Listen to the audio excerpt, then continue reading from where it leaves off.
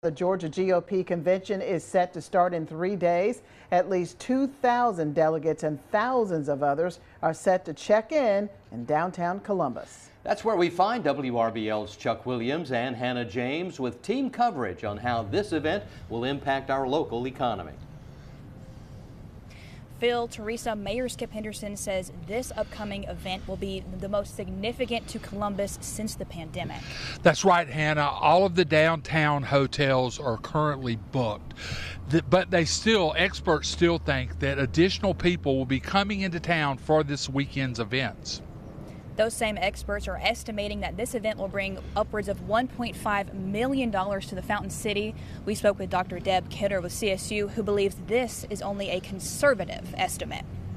That's just the direct economic impact of $1 spent by a delegate who comes to Columbus State. But that doesn't include the multiplier effect. This multiplier effect comes from city workers preparing for this event. For instance, somebody who is being given overtime pay, they then take their kids out for a treat, and that means that that $1 spent in overtime pay multiplies and adds to the local economy. Columbus Mayor Skip Henderson says this multiplier effect will mainly impact law enforcement working Georgia's GOP convention.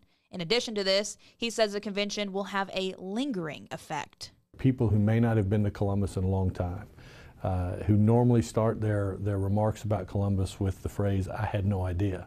And we'll see some of those people come back with their families. We'll see them discover Columbus for what it is, which is an incredible in-state visit opportunity and a chance for a short vacation.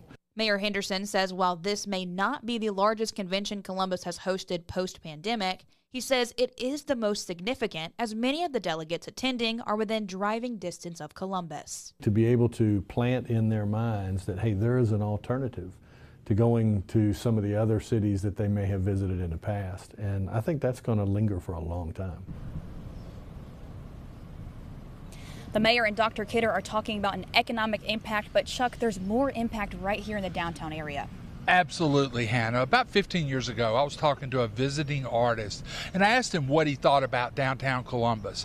And his response was, this looks like a place that's dressed up for something that hasn't happened yet. Well, after a COVID timeout, it's starting to happen. It's a great opportunity to bring statewide leaders together and even some national leaders together into the community. Even though this is the Georgia State Republican Convention, they have not been to Columbus in quite a while. They typically have been meeting in other locations. So the fact that our trade center, helmed by Haley Tillery, have been able to recruit them here, bring them to the area, is going to be a great introduction to some people that haven't been here in a while. That it is.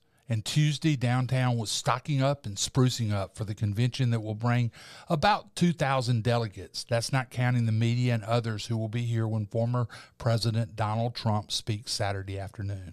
For the Pizzo Company with 3 downtown hotels and multiple restaurants, this is a big deal. This gives us the opportunity to touch more people. It gives us the opportunity to put more heads in beds and to serve more people. We can bring more people to the community and see a greater economic impact if we have more hotel rooms for people to stay.